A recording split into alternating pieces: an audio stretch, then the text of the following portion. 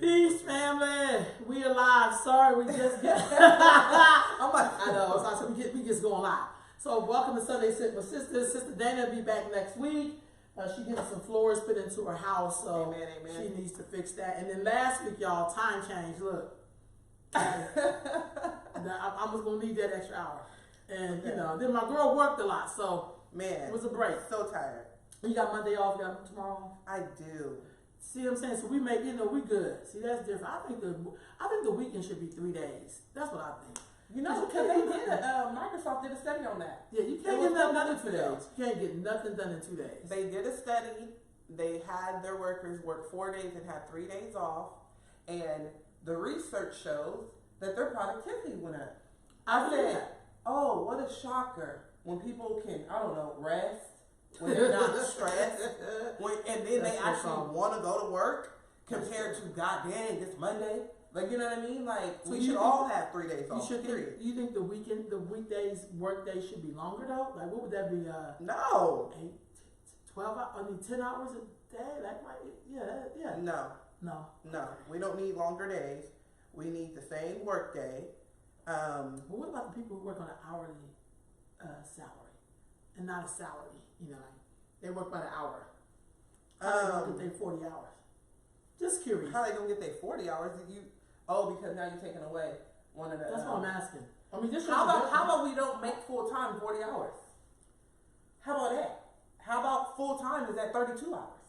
But will they still make enough money that they would when they made the 40 hours? Yes, that's what I'm saying. Let's move, because there are plenty of companies who you don't have to work 40 hours for you to be considered full time. Gotcha. Okay. But they do that to folks because they want people to be stuck at work. Right on. So before we get into our topics, I want to give a big shout out to the women who stepped forward for the Nurturing Girls Mentorship Group, up to 20 women. And I'm proud to say I have another training on this Saturday, the 16th, from 11 to noon. It's 1 hour orientation.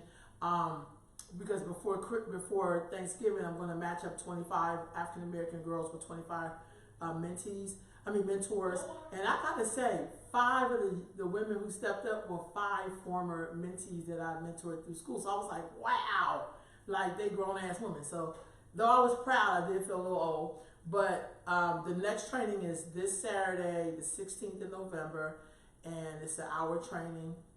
And I hope more women, because I feel like this, I'll talk about any argument or whatever we got, but I just feel like I know we are a part of the solution. And so I feel like if we can mentor one girl with one woman, and the commitment is that you have to stay in contact with her every week through social media or whatever outlet you want to use, and then twice a month do an activity. And the activity don't necessarily mean like go to the park, you be like taking her to a meeting or whatever it is. You have to do something with her that's going to help her expand her environment. And sometimes it's not always a trip to the forest. Sometimes it's a trip to the city council meeting. Like, you got to show them what's out there. Like, they shouldn't have to wait till they get in their 30s and then get involved and stuff. Like, show them how to get involved right now. So that's the next one that's coming up, and I'm very excited about it. And my partner, Christy Ketchum, Our Rightful Place, I'm just so psyched.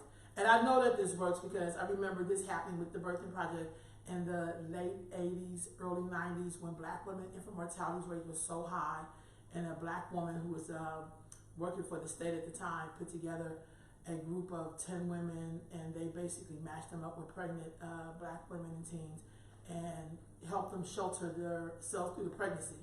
And I'm doing is taking a cut out of that because I worked for them for 25 years, and I know the impact, and people do this all over the country and in other countries through the Birthing Project. So, when you learn something that's a good method, you pass it on. I'm not trying to recreate that. I'm just tweaking it and doing it a different kind of way. So, just want to say that big shout out. Big shout out. And say thank you, because, you show me who you really are when you step up to the plate. That's all I'm saying. Amen. All that other stuff be like, BB.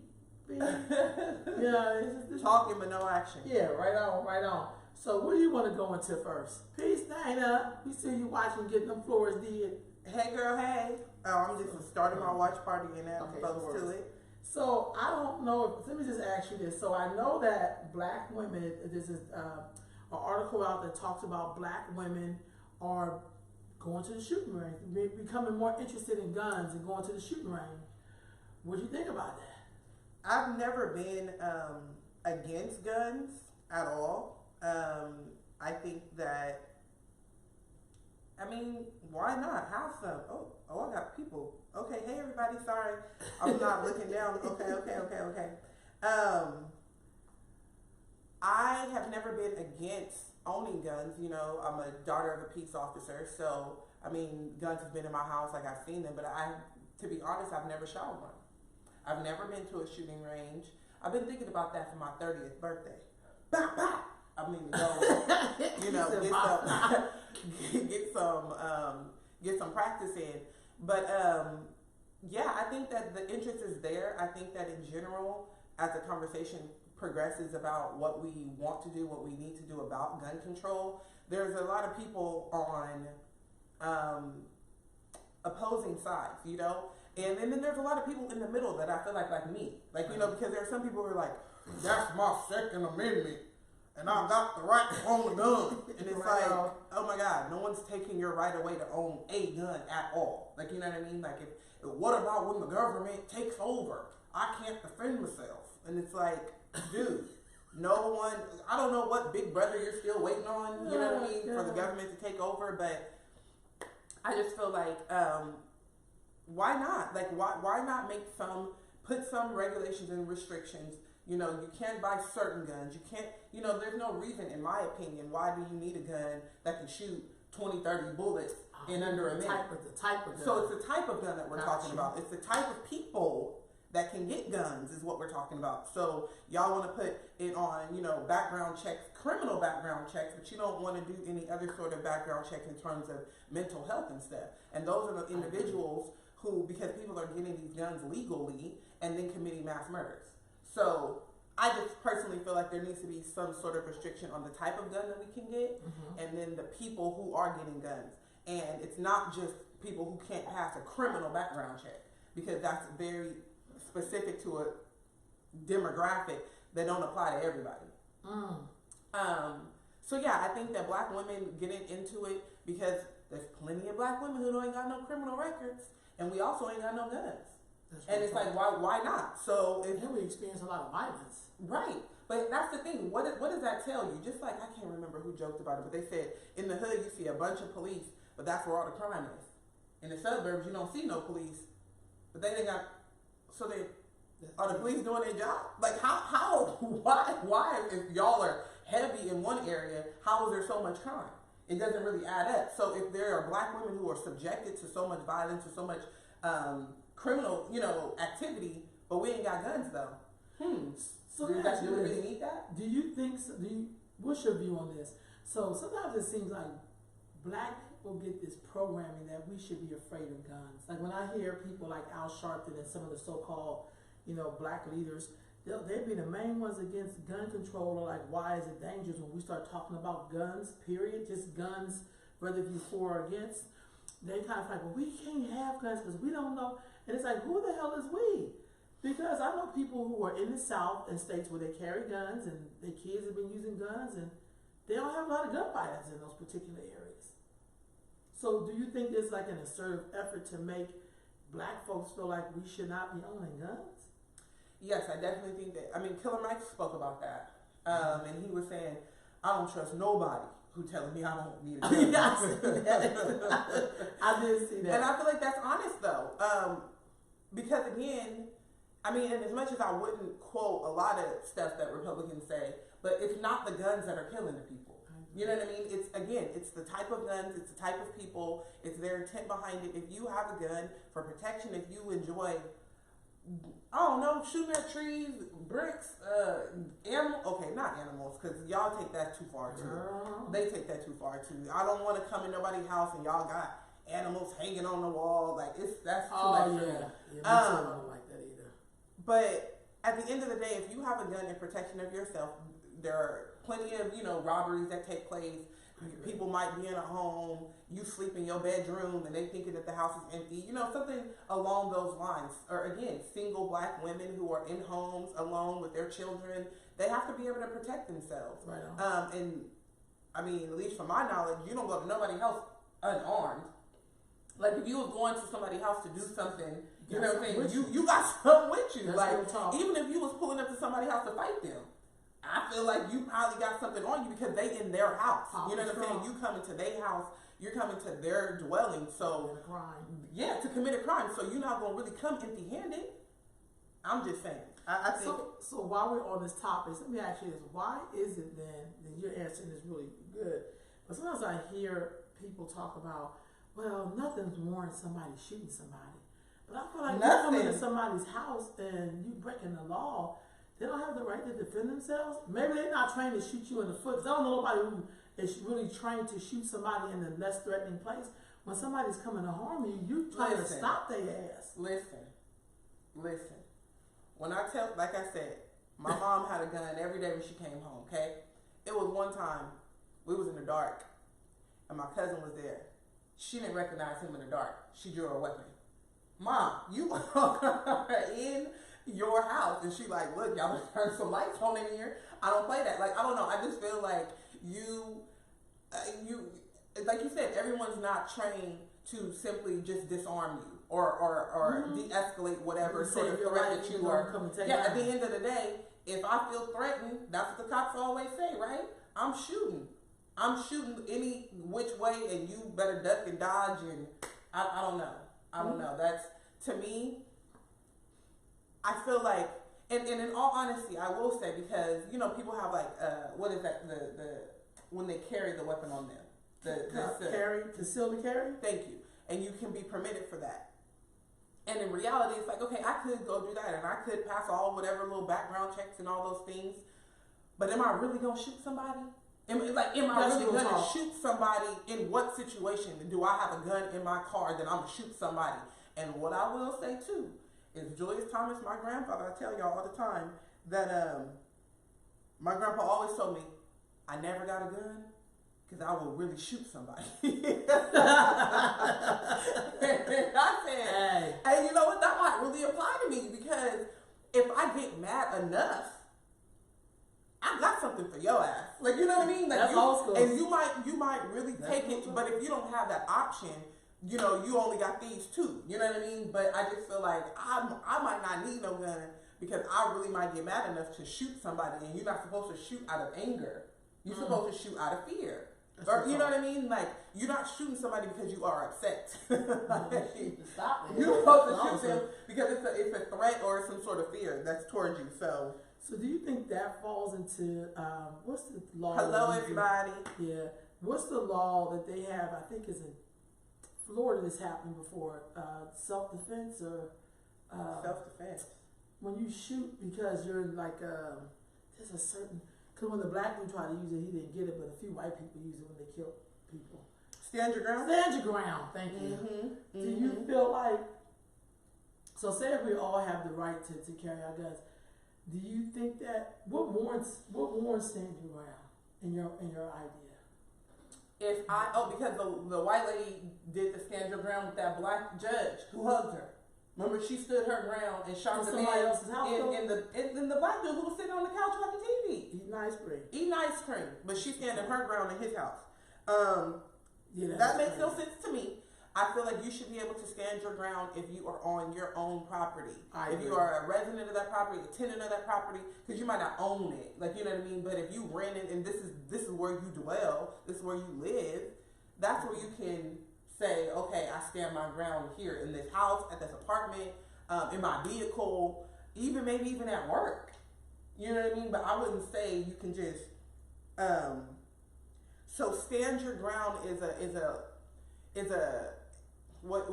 defense that people have used. That's what was used initially. My first time hearing was with Trayvon Martin and George Zimmerman. Is that the first time you have heard stand your ground? I did. Because they were saying in Florida they have a stand your ground law. And what George Zimmerman was doing was standing his ground for his neighborhood, because he was the neighborhood watch. So he was claiming his set. He was gang, gang, gang. You know what I'm saying? Like, craziness. So he was standing his ground. And that's why a lot of people, their argument was George Zimmerman started a fight that he couldn't finish at the end of the day. You coming and harassing somebody, and this young 17-year-old whooped your ass. And then you was, I had to stand my ground, I had to shoot him. But the people on the 911 told him to leave him alone. They said that very, very clearly. They said, leave him alone. We do not need you to pursue him. Yeah, it was too much for me. So Sister King said, guns are good for protection, but we must be careful on how and why we use them. Taking an everyday course is beneficial. All-day course is beneficial. Sorry, it gives basically information. You decide to buy one or not, and one at all. But then what our elders on here basically says, we better have some guns. Don't believe the hype. Where do we have? Let me make this bigger, because I know I wear glasses. Where do we think guns are coming from? We need to be educated about them, like anything else. They just pull these guns and they just put these guns in our youngsters' hands and not teach them the value of themselves. I'm sorry, they're getting in arguments instead of talking. They're fighting it out instead of fighting it out, and then becomes a friend out of control. There can be some control, even a gun. And when a gun is really needed, know how to use it. The time has come. I agree with that. And like I said, if you are choosing to use your gun as a defense, and you are using it because you feel threatened or feel like you are in fear of something, violence occurring, I totally understand that. But like the comment said, some people not using it out of fear, they using it out of anger. Yeah. That's why a lot of people are incarcerated, because they use their weapon out of anger, right? Yeah. Or in the midst or in efforts to scare somebody else, because that's how you get, especially here in California, 25 automatic 25 years when you use like a gun instead of like a robbery or like if I run up on you, right, and I say, hey, give me your wallet, and you just feel scared and you give me your wallet, that's like, I don't know, robbery, something like that. Maybe it's burglary. No, that's robbery, I think, right? And then if I have a gun and I pull a gun out on you, automatic 25 years, because you're using it to threat, you're using it to force. You know what I mean? So it's very, very different. So using the gun, and like she said, it depends on how you're using it. If you are using it to defend yourself, I'm all for it. If you're using it because you don't know how to fight, that's a different story. So those are two women, but Brother Arthur says our unity will win the battle. Now I'm gonna read the rest of his comment, but I just feel like that's such a la-la land statement. But okay, let me just finish what the brother said. And I know I'm saying this is the brother, because the others who says like we're gonna need guns, because we're experiencing a lot of violence is women. Let's just be honest. So not one of us will have to raise a sword. Not one gun would we need to fire. The great cannon that will be fired is our unity. Our unity is the best. Why are you not afraid? Why are you afraid to unite? And I don't know what that comment means at the end. I think that he said why. No. I'm saying, but I don't know what that means when we're talking about somebody breaking into your home who is not in unity with you. You have to have the right to protect yourself. I just think sometimes we lump in fantasy of we're gonna all be together. But what if somebody who look like us ain't with us? You don't get the benefit to come in and target me and kill me, and I don't have a right to defend myself. That's kind of like everybody who's brown ain't down. But I get what you're saying, but I just feel like when I hear stuff like that, it's just kind of like, and it did come from a man, but more than likely, sir, a man would be more likely to murder of me than a cop busting in the door. And that's what we don't want to talk about. So unity, I don't do the fantasy unity. I'm so sick of that. I mean, I looked through the years. It's a nice start. It's a nice start. I agree with you, sir. Yeah. I'm an idealist as well. I think that sometimes when we see things, especially things throughout society or society structured issues or whatever, it's more so we are trying to fix the outcomes, the results, right? And we're not looking at the roots. We're not looking at the causation. Right on. And so when you're just only looking at the surface of this is the outcome of something, let's deal with this, but we don't look at that root of it, it's still going to come up in other ways. Right. So I totally get that. I get the concept too. I get that. So I get what he's saying by let's deal with causation. If causation is where we have people who are using it out of anger, if people are using it to get back at other people, like that starts in home, that starts with our communities, that starts with checking in with the people in your neighborhood, rather than just everybody go get a gun, because that's kind of what the NRA says, right? They're like, guns fight more guns. Right, like, okay, right. we don't guns don't. that argument irritates me because it's almost like when parents, if they little kid, if you know when your kid's a toddler and then they don't know how to really use their words and they hit people, and then the mom come over and hit them and say, "Don't hit." Yeah, it's like, why And it's like, okay, that you first? just hit him to tell him not to hit other people. It's like, okay, so more guns bring into the gunfight. Like, I don't get how that really helps the situation. We need to, more guns is not the answer. So I get what he's saying. Yeah, I don't think, and I agree with you, but I don't think it's necessary anymore because I think I think you could do both. What I'm learning is that there's no one answer to this, but on your way to unity, if somebody walk up in here trying to harm me, they're gonna be laid out, and then they'll get a chance if they survive the bullet wound. Maybe they're like, that wasn't a good idea. Maybe next time I won't do that shit. But I feel like maybe next time I'm gonna have a gun for her. Yeah, well, he's not gonna do it again because he ain't gonna be able to. Unless he's gonna walk in here in a wheelchair. But what I'm saying is, I think sometimes both answers could be right, but I just feel like sometimes it's like selling somebody something, but you're not really giving them anything to really protect themselves. Somebody breaking your house like, yo, we should be in unity. Don't rob me. Don't kill me. Like the little sister they just found who was the senior at Spelman. You know what I mean? Even though her roommate, I guess the roommate and the roommate's boyfriend basically are now up for murder. Colluded yeah, together. And my thing is, I guess she had filed a police report. Did unity fit in there? Man, it'd be the closest ones who be saving you. Yeah, because that's somebody she really knew. I mean, that's her roommate. I live with you. I was so upset about that. I'm not gonna lie, I was very upset about that. I was like, oh my God, you send your baby off to college. She in her senior year, which meant she struggled for at least 3 of those years. You know, like to what y'all think? Add some comments for the ones who are watching on my watch party. What you guys think about guns and if they should or should not. Black women are at the fire. Black women, yeah, stepped up. Because the last who time who want to get together and go together? My birthday is in 2 months. Look, there's a gun range right here off of Laguna. And we're off the 5 over here on Laguna. I remember me and Keon rented a truck to move some stuff from my office. And when we got there early, was waiting for it to open. There's 2 distinct groups we seen going to the fire range. Who do you think the first group was? White men. White men. They was out there getting their stuff ready, pulling their cases out their trunk. Who do you think the second group was? Black men. No. Now this is Sunday morning. Hallelujah. It's Sunday morning. What do you think that second group was? Jehovah's Witnesses. Asian men. Asian men? Asian men. There's a whole slew of it. And I was like, okay, it's Sunday morning. You know, most of us is praying. They in there spraying, getting ready for something. I don't know what they was getting ready for, but Sunday morning. We in here praying. They out there spraying. I'm gonna pray I'll shoot you right. I'm gonna pray I'll hit that target. So I just thought we know it wasn't no black people. I mean, come on, we just don't do that on Sundays. Maybe Saturday, maybe, I don't know. I have went with a friend for his birthday to do those air. It's like paint. It's not paintballing, but it's. I can't remember what it was called, but what I did know was that I was around a bunch of Trump supporters, and I had to get the hell up out of there. Because what I'm not gonna do? No, I promise you that I was like, oh, this is not for me. I'm not welcome here. They all had on camouflage stuff, and they was running and ducking and dodging. I said, I'm out. SpongeBob, I'm gonna head out. It's not for me.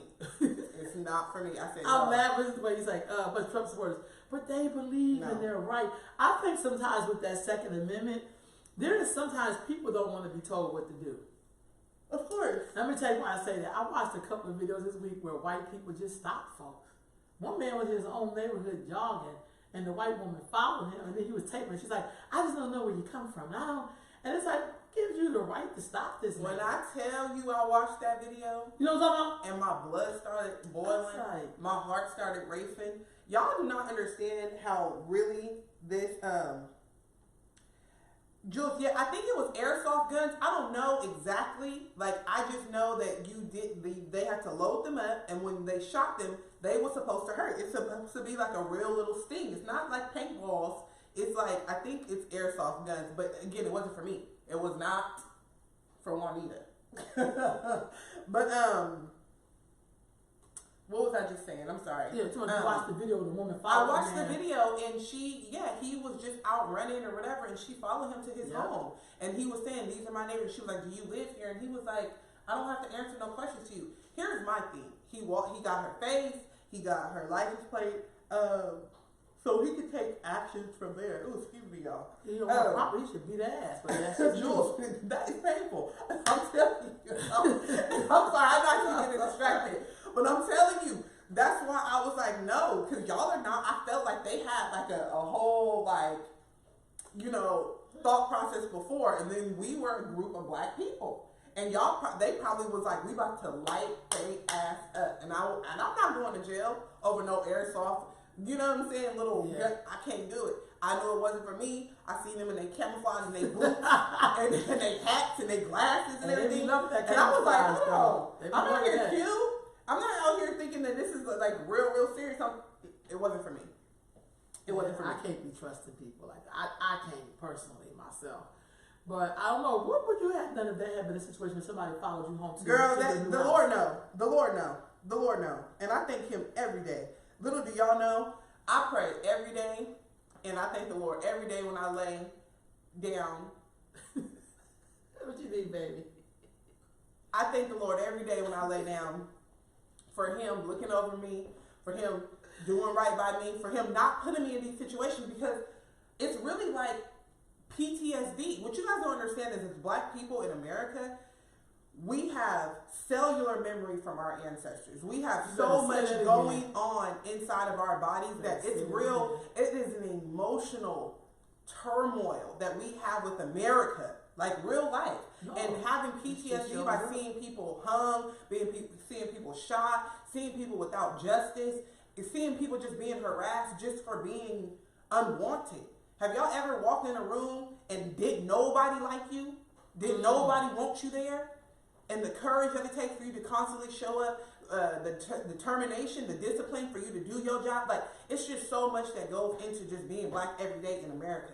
And so I don't have no patience for none of y'all who think that y'all can come up to me, ask me where I'm from. What are you doing here? What are you here? Are you talking to me? When I promise you, and I pray, Lord, I really mean this from the bottom of my heart. Please don't ever put me in those situations like that, because I'm gonna really lose it.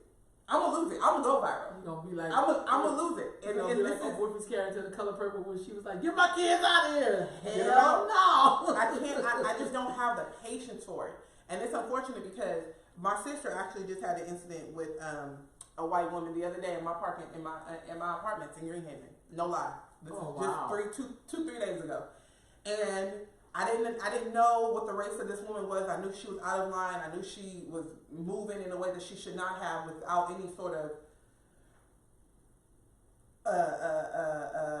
politeness or any sort of manners or any, you know what I'm saying? Just regular, basic human nature interaction.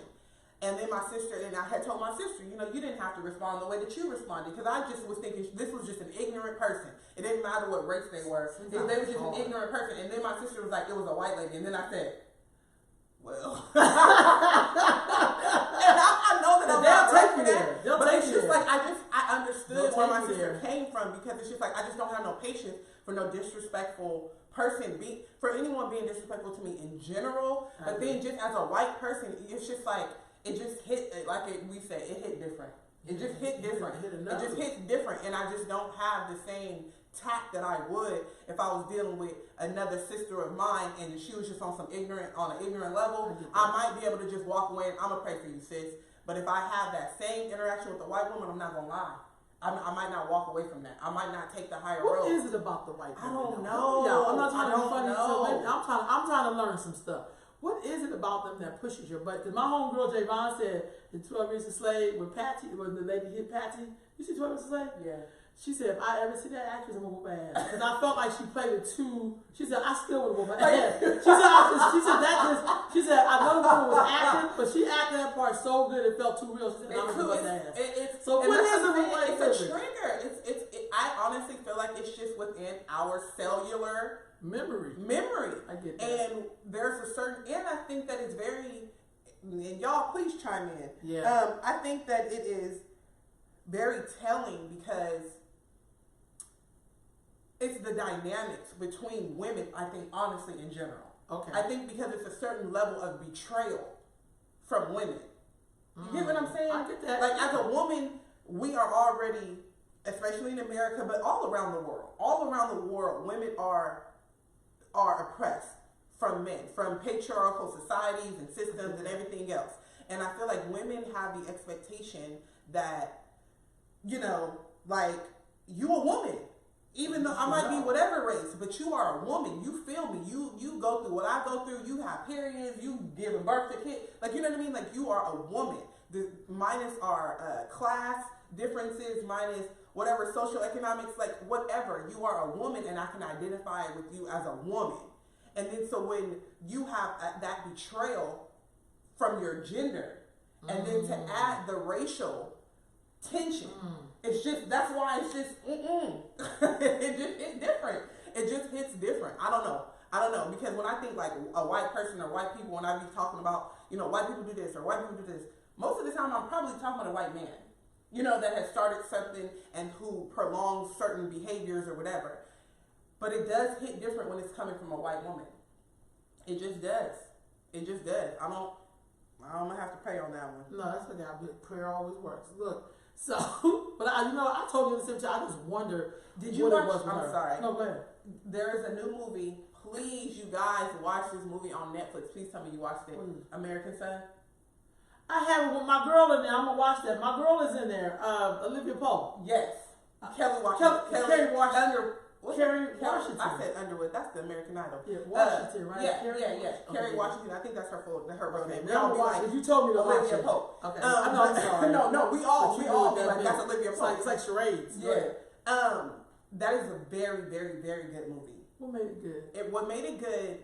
So I'm not gonna give y'all, because I really, really do want you guys to watch it. Did you guys watch American Son? Please let me know. But it was really good in my opinion, because as it unfolded, and I'm not gonna give up too much because I do want you guys to watch it. But the plot of the story is that you have Kerry Washington, who is a mother of her son who is missing, and her son is missing. So she's at the police station trying to get some assistance in an effort to, you know, be on the lookout for my son. I don't know where my son is at. And then her husband or ex-husband shows up to the police station after she has been there for hours, after she has already been handled, as you might say. And her husband shows up and he's white. So now we know that the son is biracial, you know, and it was just the dialogue that you've seen with Kerry Washington and the police as they treated her. And then when her ex-husband came in, the good old boy, the shoulder rubbing, the cards, the business cards exchange, and all this other stuff, and she like, I'm about to lose it. Like, and it's just really, it was just very eye-opening, because the reality is that white people can never and will never can never understand what it's like to be black in America. And that's just the reality. It's just a reality that I think that more people need to understand, that you will never understand what it feels like, what you go through, how she talked about how I can't sleep sometimes. You know, and new mothers do this. New mothers, you know, check under their kids' nose to make sure they're still breathing. New mother, you know, like you still do that as a mother in general. That's what I'm talking about, women to women. You do that, but when you have to add that racial context to that, when you have to remember that you are raising a black son that you hope graduates from high school, that you hope goes to college, that you hope has all these opportunities, it's incredible that they don't have, they just can't really fathom it. They just really, white people cannot fathom it. And the father was like, you know, I don't know why our son is wearing his pants low and hanging out with people and da-da-da. And she was like, that's his culture. That's how he wants to express himself. He's trying to find himself. He's trying to identify himself in this country where, again, he's not black enough for the black kids. He's not white enough for the white kids. And his dad, who, because we know that same sex or the same gender parent is the most influential parent, is a white man. How does that work? How do you grow up being a black man in America, but your father is white? You get what I'm saying? It's just, what do you model after? So it's very hard. And it made me think about, you know, the other way around, where you have the black dads and the white mamas, and the white mama's raising black boys, or the white mama's raising little black girls. They don't know how to do their hair. They don't know how to, and it's just like, y'all didn't think about that? That's just for me. I'm all about black love, no shade to nobody else. I'm not against interracial anything. It's about love. But I just feel like when you are procreating, you didn't think about that. And I think that that's a broader conversation, because everybody always wants to have kids who are a reflection of their love. And I love him, I want to have his baby. And it's like, but do he need to be a father? You sound like Dr. King. You said father. Father, okay? Does that man need to be a father? You might love him, you might appreciate him, but does he need to be somebody's daddy though? Can he be somebody's daddy though? Like, I just feel like they're very different conversations. So when you are ready to take that next level in that relationship, or whatever the situation might be, in a loving relationship, you have to really consider what you are bringing into this world and being ready for those conversations with those kids. But don't you think sometimes when people are in these interracial relationships that they kind of give up some of that? I'm gonna do whatever it takes to be with this person. I mean, you can do whatever it takes, because that's your life. But don't put that on someone else's life. No, I agree, but I think sometimes this has just been my experiences with people who are with people from other cultures, if you will. So cute. So what I find is that there's all of these things that happen in interracial relationships. I mean, I was with the white Jewish man for a long time, but on you were with the white man for a long time. For a long time, he was Jewish, because I like white men in a culture. But I mean, culture when I was, when I was with someone. I mean, I'm with African men now, but there would be times where he would talk about certain things, and I'd be like, I don't believe in that. That's not my experience. I never turned down my blackness to fit into his whiteness. But how we watch black people do that? How does that work? It works like I'm not doing it the same way. I mean, I have plenty of friends in interracial relationships. Honestly, married, children together, and again, it's not. I'm not against them. Y'all know I love y'all. I'm not against them, but it's more about like, how does that work? How does that really work? But here's what I know to be true. Because I can't listen. I'm gonna be honest. I can't be that black blank that your auntie called, or my daughter is the little black look, because I will knock your auntie out. I get it, but this honest got you for me. I have to do that same thing, even being in a relationship with a black man. There's some shit I'm not doing, so don't ask me. I know that we're both black, but there's some shit we do as black people when it comes to black women that I don't agree with. And I'm very vocal, like, I'm not doing that shit. Like, now, a lot of things black men are taught by their mothers, for the most part, to get women who would cater to them, who would do all of this stuff for them. Every time something happens, well, as a woman, you got to support me to make me a man. No, I don't have to do that. And I know we do that. And I come like, hey, dude, I'm coming to this thing as a complete human being. You're coming to this thing a complete human being. Let's see what we can work out. But there is some shit. I'm with the man who's African, because I like men who are of culture. This is my honest God truth. But I have to say to myself, that's awesome. But I'm African American, and I'm not doing that shit. I don't mind we helping each other out, but I'm not going to be a slave. I'm very honest. I think some of the stuff feels like slavery, the way I see some, even in black culture, the way that we always, when something goes wrong in the black culture, it always goes back to the mama. Every damn thing we do in America, maybe because 70% of the households in the U.S. of black people are headed by a woman. So when you get in trouble, they don't say, well, your daddy, they say, well, your mama. It's like, well, damn, what if the person ain't even raised with a mama? So I just feel like, to me, there's really no difference. This is the honest God truth. For me, there's no difference. But I also know I watch people give up things to be with people. That's been my experience. I watch people tell me about how offended they was at their white husband's family. I was like, why the fuck did you stay there? There's been times when I went to a Jewish meeting and they were talking about something. I left. I was like, this is not my shit here. I'm not sitting here. I left my friend. I left at the time. I left his ass in Haywood. I drove my ass all back to him. And I was like, I'm not fucking with that. Get around home, fuck that. You know, I said, dude, I don't believe in that shit, because there's Israeli Jews. You know what I mean? There's Zionists. I don't want to hear about that bullshit. I'm out of here. That's not my. I don't come from that shit. I'm not doing it. So to me, I think we make this shit very complicated when we're like, oh, the person's mixed. I know pitch black people who don't fit in with black people. I know people who are clearly pitch black looking and don't fit in with black folks, because we immediately think all black people have the same experience. All black people do the same thing. You know what I mean? No, I don't know what you mean. That's offensive. Don't say that shit to me. But I feel like there is some commonality within culture. So I'm not saying that it's who all saying we're from the same culture. Well, okay, I understand that, but I'm just simply saying within culture, I think that there's a certain commonality that you find within culture. So like you said, if I'm Jamaican, Caribbean, Nigerian, Ethiopian, we have different cultures. We may not have a sense of. If you African American and I'm African American, we still don't have the same culture. Come on, we talk about classism, socialism. Can I tell you something? Yeah, go ahead. Tell me, child. Tell me. I don't like being called an African American. See what I'm saying? I just said that. See what I'm saying? I don't like that term, and that has been a real discussion. I think it should. I think that it irks my nerve when people call me an African American. It irks my nerve when people call me a person of color. Oh, I can't stand a person of color. I'm not a person of color. I have a very different experience of people of color. Like, you know what I'm saying? I agree with that wholeheartedly. And it's just hard for me. I feel like because when you're in that other box, and then they group you all like, oh, you are, Pakistani person of color.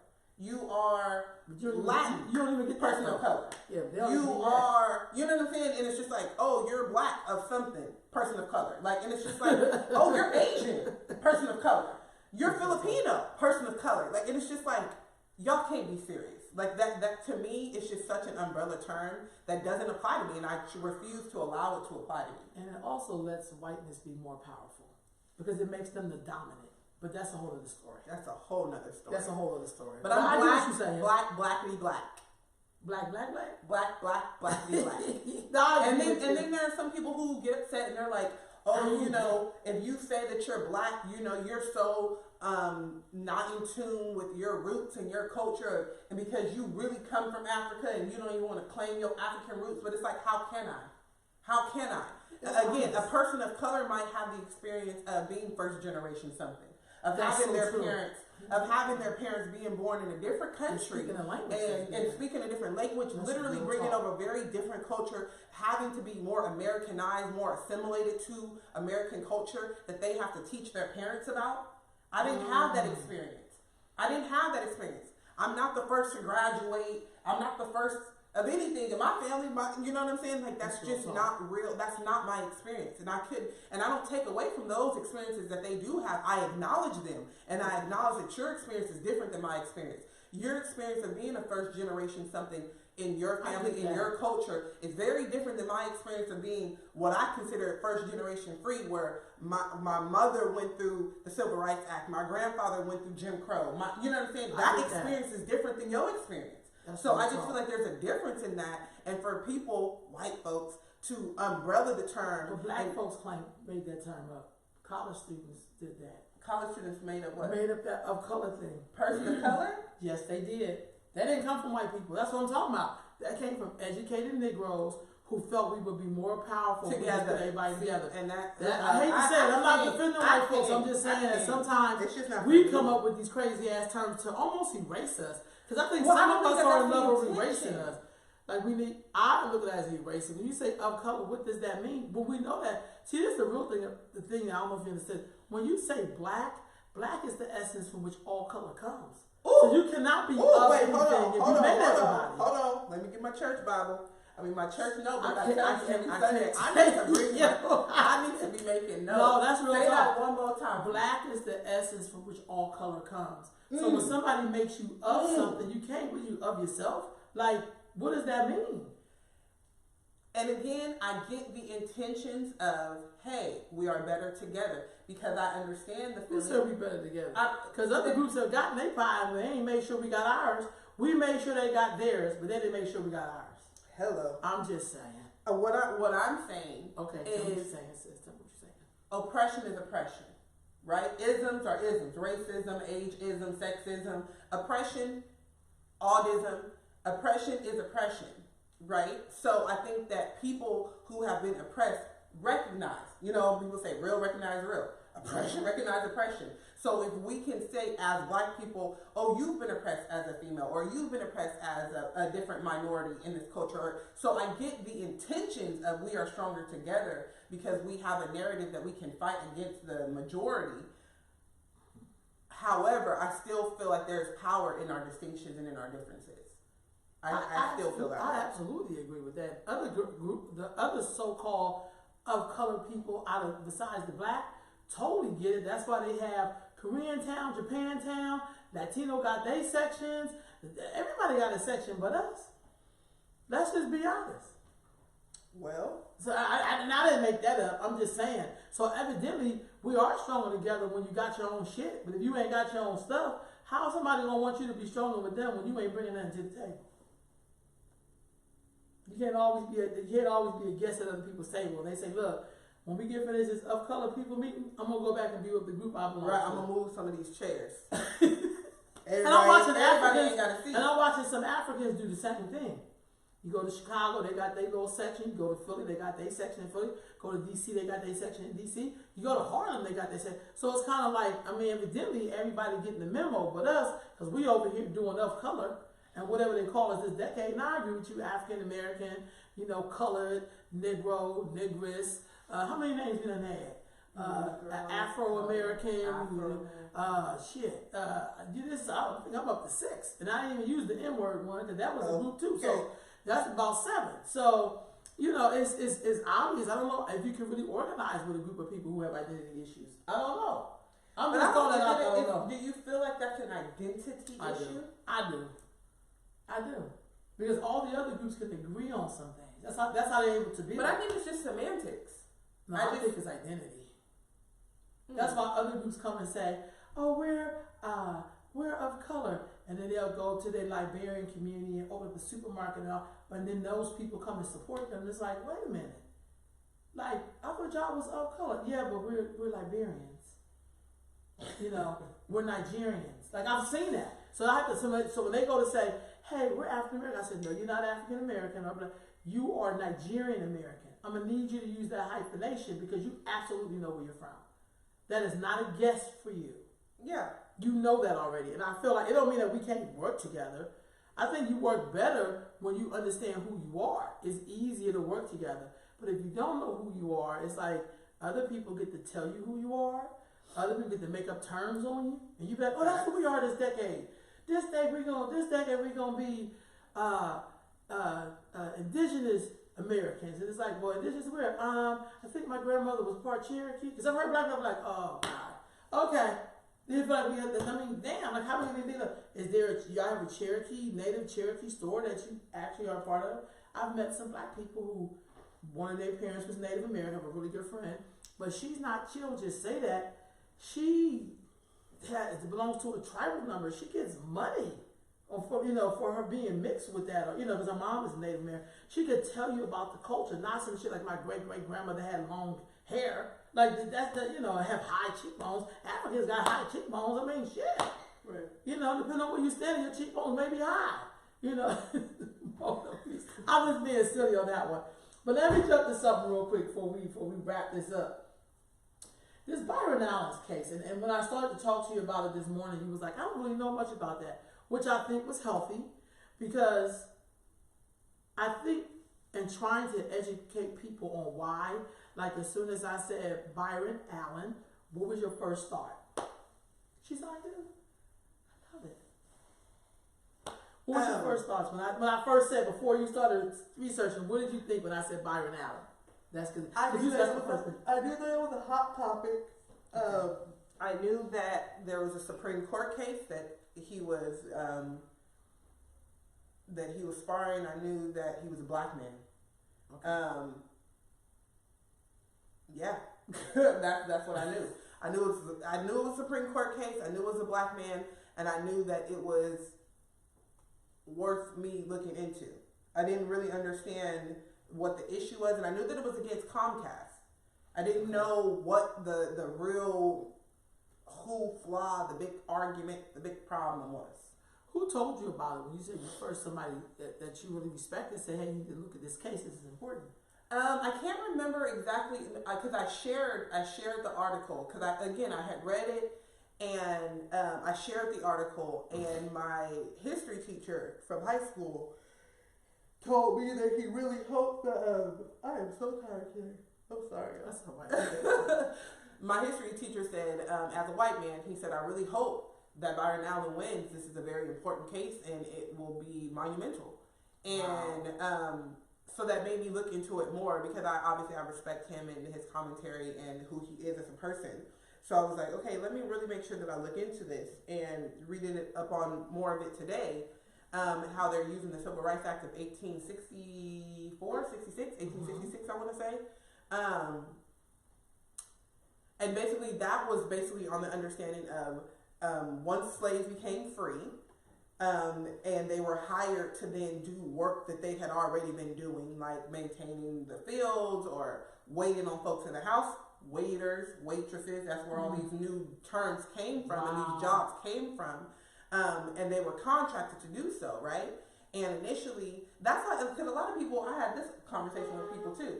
A lot of people don't know because they don't understand why restaurants don't have to pay waiters a certain minimum wage. They can pay them a federal minimum wage.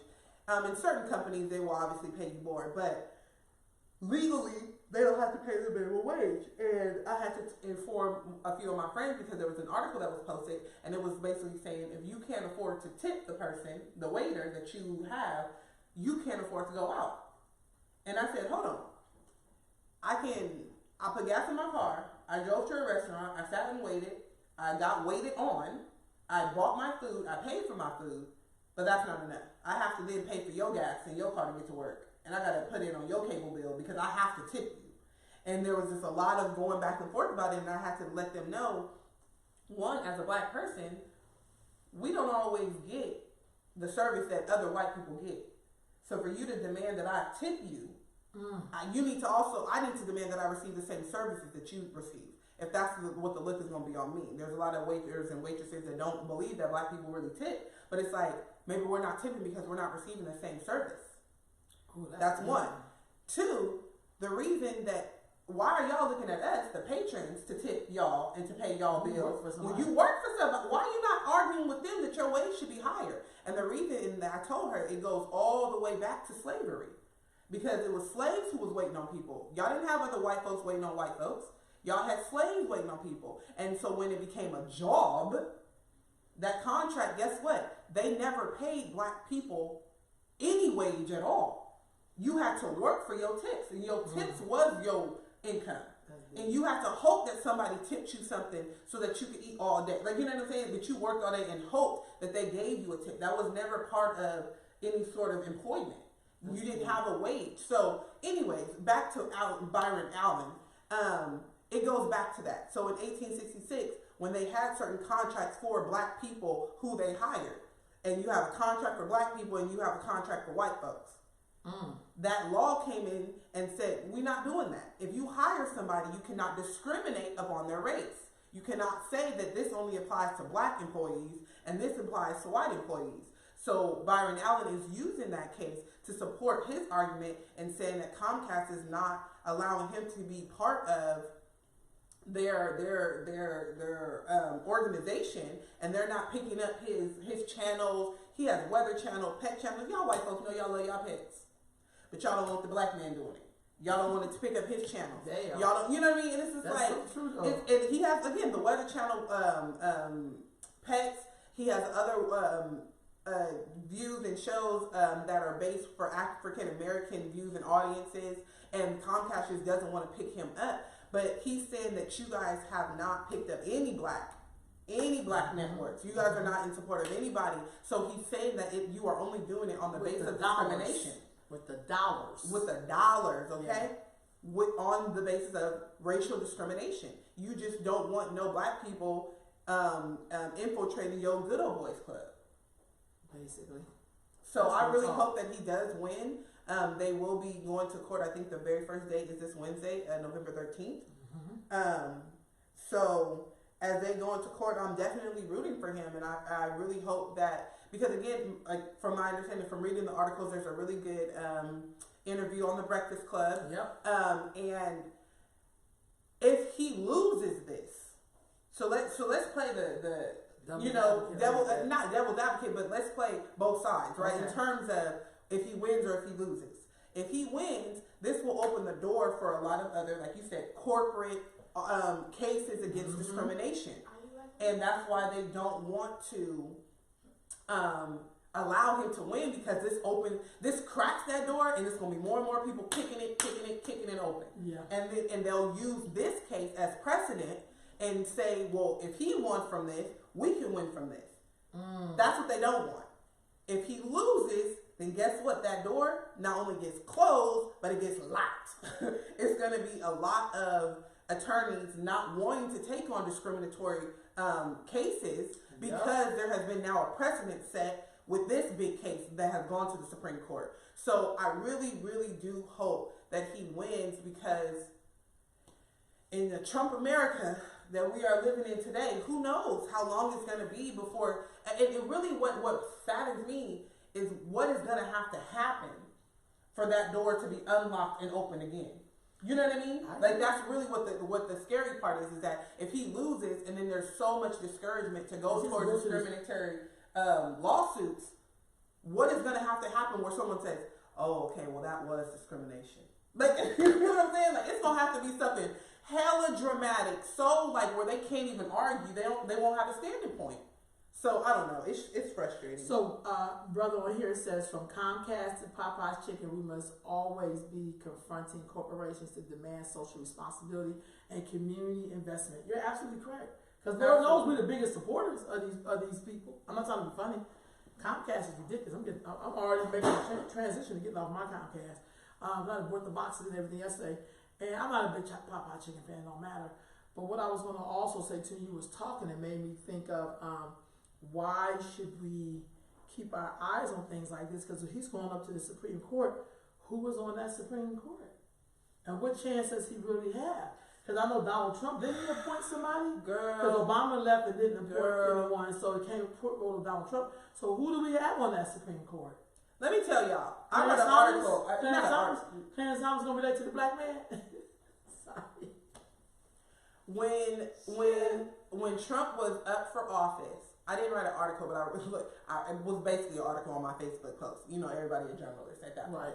Right. But I had wrote this long statement, because I was trying to encourage younger voters like myself to be involved and to care about that election, because I said the average lifespan of an American is 76 years old. I don't know if y'all know that, but that's the average lifespan of an American. And if you're poor, it goes lower by the year. But anyways, average lifespan is about 76, 78. I think it was 76.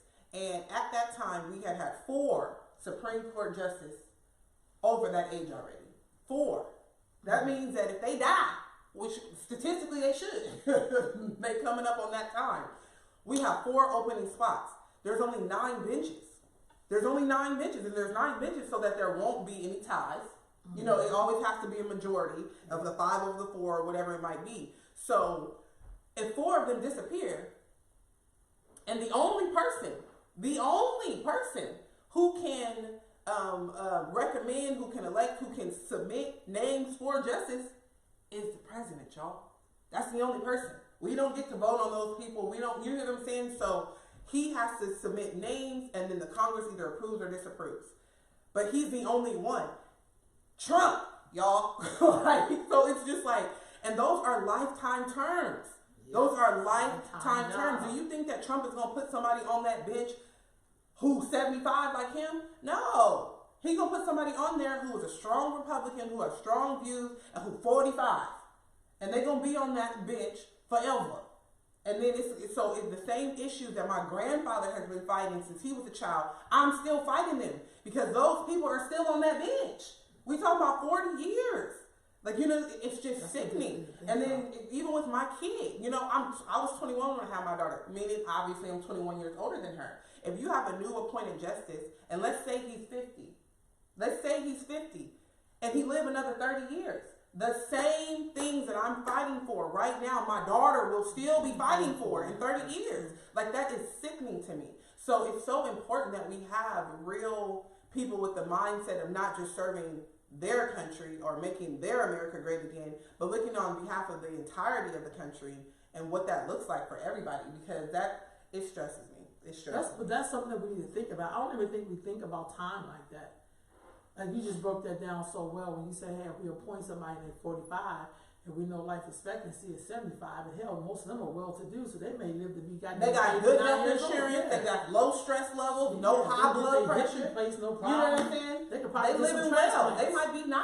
Yeah, they really may be up there. That's so true. Like, it's so bothersome.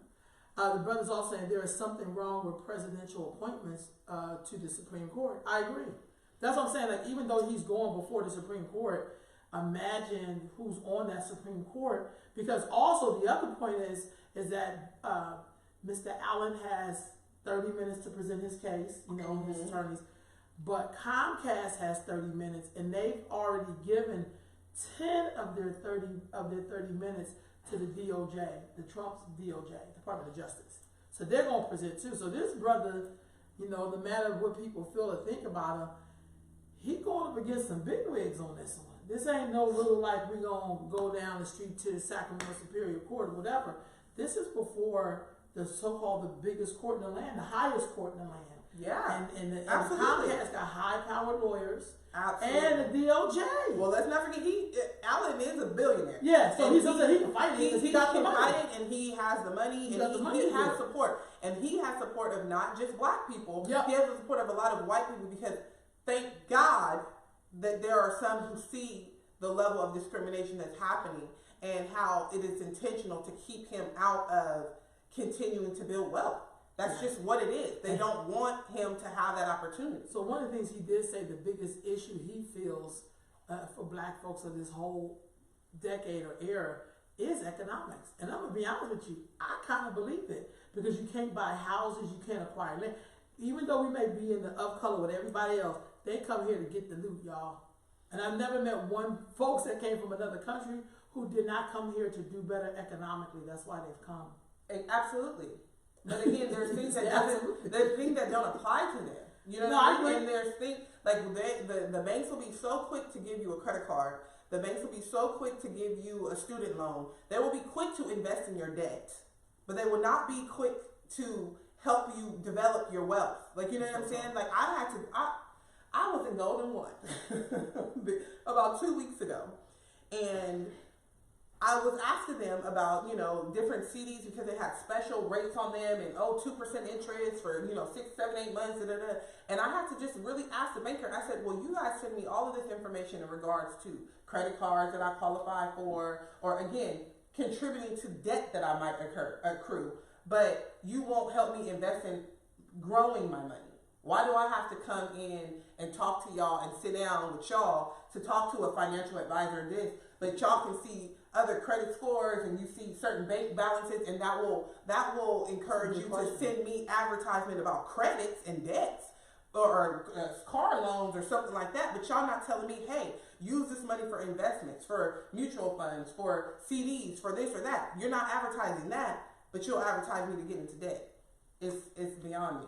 Wow. It's beyond me. It's beyond the practices that I have to go through to get a student loan, but then how much you get declined to get a home loan.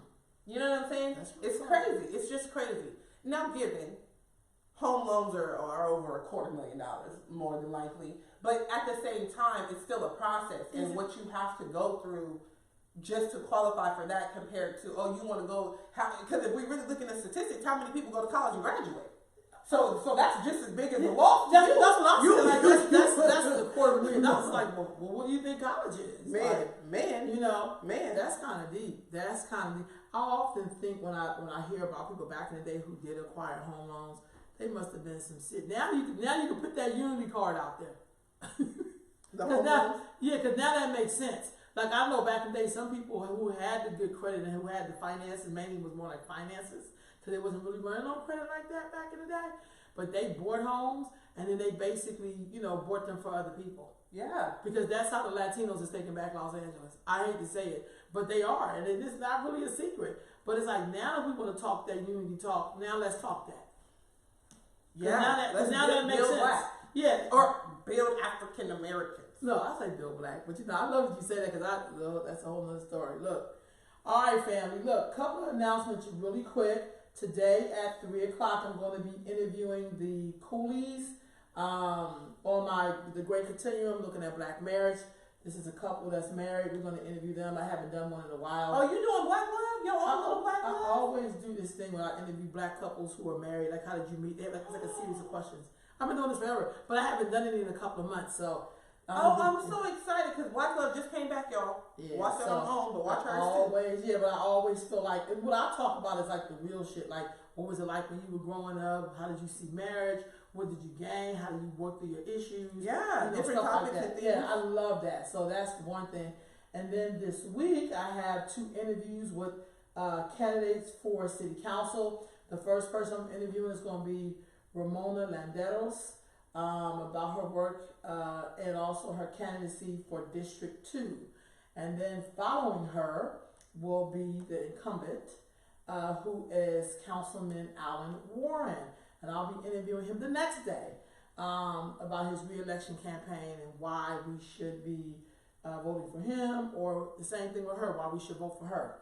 So, and those 2 are this week. And then I wanted to give a shout out to some Black women.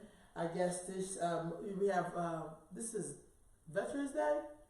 Yeah, so she look at Veterans Day. So there is an all Black female regiment from World War II who will be getting a Congressional Medal of Honor. And so whether you celebrate veterans or not, I just want to honor those Black people. Again, I think this goes to show you Black folks have fought in every war in the United States. Every war they've ever had, even all the way back to when it was fighting against the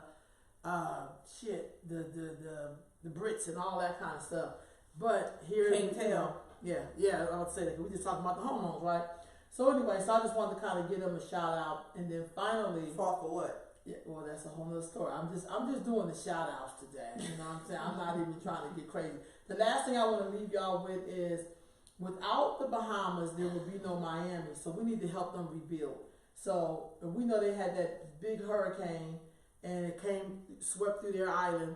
And you know, most of those people on that island are Black, whether people know that or not. So we need to be concerned what's happening with them down there. And you'll be very surprised who have ancestry that's from the Bahamas, especially if you're on that eastern seaboard. So sometimes I will figure that out when I go somewhere and I go to somebody's house and then their grandmother be talking with an accent. I'm like, where's she from? And they're like, from the Caribbean, they're from the Bahamas, so you just never know. Yeah. Plus they make some of the finest fucking Black men I've ever seen. But anyway, I had to say that because you was like, ooh, it had to be. So, what you got going this week before we wrap this up? This week, I'm tired. This week, tomorrow is it? You just said that. Yeah, tomorrow I got off. So that's good. You be like, Grumpy, I hate Veterans Day, but I'll take the day off. I'll take my free day off, just like July 4th. That's right, me too.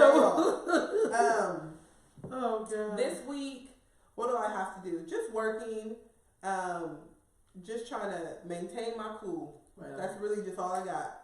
Okay, I'll take that. Next, so are you going to try to follow some of this court case? Oh, absolutely. And I want you to watch American Son. I'll watch that. So we can talk about it and tell Dana you watch it too. Yeah. So we can talk about it more next week. And we'll be talking more about Alan next week. And very good points. Very good points. I'm looking forward to it. So hey, Sister J, and Brother Muhammad. So yeah, that's where we at this week. So how's the time change working for you? I get tired. You know, we fall back. For one, I just want us not do it. It doesn't matter. It doesn't really matter. I don't even know what the purpose of it is. It's, girl, we voted to get rid of it. It was a vote. That's what I'm saying. Why are we doing it? I don't know what the origin of that is. I mean, I don't know, but it's something about how we fall back and do whatever, and then that's why we get the extra day in February every 4 years. It's something that don't have nothing to do. It's weird. I don't know. Two of the things I agree we should probably lobby for, y'all. 4-day work weeks. 4-day work weeks. And don't mess with the time. And stop.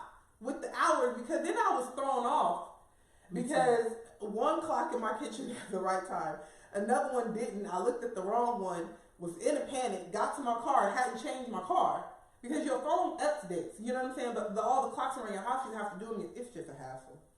So yeah, so y'all, that's gonna be our little pet peeve. We need to 4-day work weeks.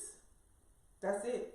I mean, that's really what y'all want anyways, and y'all know that that's the most successful. And even speaking of work weeks, because you know that the new bill because you know I work in education, so the new bill just got passed that schools starting in 2020 cannot start before 8:30.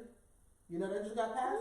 No, girl. Wait a minute, what? It's an uproar. It is what? An uproar. It's because y'all gonna change the work day. Because you got to be at work 9 to 5. So when kids had to be at school at 8, it gave you an hour commute to wherever you needed to be to get to work. Now your kid cannot go to school before 8:30, and that started in 2020.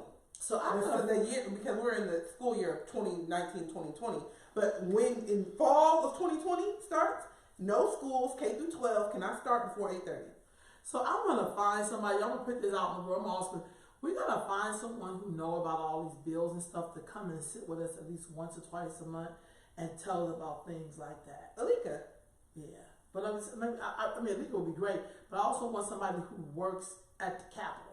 Because what happens is, like, I may reach out to Holly Mitchell and ask her if she knows somebody, but the things, not just when it comes to the light, but there are things that'll be happening, and then we always find out about this shit after it's been passed. Or now I knew about it before. Yeah, I didn't know it all. It was up for vote a year ago, either earlier this year or it was last year. But I remember, and it was some uproar about it because people were like, well, what about the people who have multiple kids? My sister-in-law had one kid in 6th grade, that's elementary. One kid in 7th grade, that's middle school. And one kid as a freshman, that's high school. So she got 3 kids at 3 different schools and one car. So how am I supposed to get a bunch of kids at schools now given you can't start before 8:30? So if that's what that means, so then, and then we have a certain amount of hours that you also are required to be in school. So then what does that mean for after school programs? What does that mean for practice? What does that mean for practice? There's also programs and when people drop their kids off because they have to be to work at 7 and 8, 6 o'clock in the morning. And that brings up to Kamala Harris because she was the one who was then. Yeah, she was the one who was saying that she wants to extend school till 6 p.m. So her view is that she wants to take it until 6 p.m. and she wants to start with inner city schools. Now, a lot of people felt like that didn't make sense. And I'm not saying that I'm with it or against it, that there's still a lot of, the jury is still out on that. But I think that her intentions are because inner cities are having to pay for, after school programs, and the parents already have to be at work, and then they can't get there until 6. So why are we letting school out at 3 o'clock? We might as well just let school go until 6 o'clock. Now, it's not that you're having actually like academic teaching, from 3 to 6. It is just a more structured after school program that she wants it to be federally mandated because that comes from a different budget. Y'all just got to look into it. It's because our money comes from different pots. You know what I'm saying?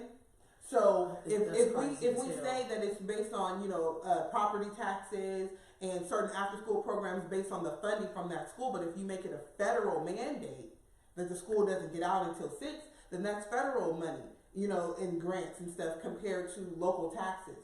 I don't know. It's y'all. No, but I think we need to look at that. But we also got to look at what does that mean for people, like you said, who have multiple children in multiple schools, sometimes school districts. Yeah. You know what I mean? So it's just, this is deep. But you said Kamala Harris, was she a part of this? No, she has a bill that she proposes that school goes until 6 o'clock. I think that's too late. I don't know. It depends on how it's structured. You're not gonna put that on the teachers. You're not gonna make teachers stay in school until 6 o'clock. You get what I'm saying? But it's like after school programs is what I'm more concerned about. And then having, asset programs or having different things where it's free now to those communities rather than something that they have to pay for. After school programs cost. You have to pay for those. But that's because it's out of the budget of being federally mandated. Sister Javon is saying, I hope we can allow parents to be with their children more instead of keeping them at school late. That makes sense to me. I'm just saying some people really do. But if they're not off work until 5 or 6 o'clock anyways, how are we gonna get them to be with their kids? Yeah, but that's what she's saying. Like, how can that happen? You know, and then you have to take them to school early.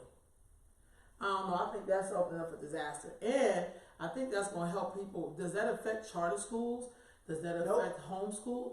People gonna start looking into that. I'm not saying everybody is, but sometimes people can't be making decisions for you if they don't even know what's best for you. Did they talk to people? Who made this decision? I mean, obviously they're definitely talking to people. They're definitely looking for people. What politicians ever talk to people? No, I'm just saying, looking at data, looking at research, looking at stats. I mean, if you have a certain group of people or a specific demographic who are coming out of pocket because, or free programs that you have to offer free before school care. That's right. Or you have to offer free after school care to a certain population, inner cities. Like, if that is costing them or if that is increasing taxes in those areas for the people who already don't have that additional money, again, like I said, it's paperwork. Pull it out of this program and put it on this program. If you make it a different program, it's a different budget. It's a different pot that it's coming from. So I think that that's her goal. I don't know, but I think that's her goal by making it federally mandated. You get federal dollars. You don't depend on the state. You don't depend on local taxes. You don't depend on property taxes. Like, I don't know. I don't know if it's good or not. I'm just saying that it was proposed. Javon said, just like 4-day work weeks, other options and work flexibility. That's so true. Yeah. That's so true. Man. I mean, think about colleges. When you go to college, you have classes that are Monday, Wednesday, or you have classes that are Tuesday, Thursday. Now, given you might find a Friday class, but it's probably a very brief class, or it might be a Friday class that you only come once a week, but it's almost automatic that Fridays are so empty on college campuses because don't nobody come to school on a Friday. Once you get the option, you're not going to school on a Friday. You have Monday, Wednesday classes, or you have Tuesday, Thursday classes. Sometimes you might have a Monday, Wednesday, Friday because that class is only like 50 minutes long or something like that. But it's like, it's just not very typical. So. All right, y'all, we got a lot going on. Thank you. You're so knowledgeable. I love that. Yeah, useless knowledge sometimes. Y'all, I'll see y'all on Tuesday morning where, just being honest, I'll be back with y'all today at 3, but on Tuesday, Barry and I are going to have Daryl Roberts on to talk about something that's coming up around funding youth-driven programs through the city. So, amen. See y'all then. Peace, family.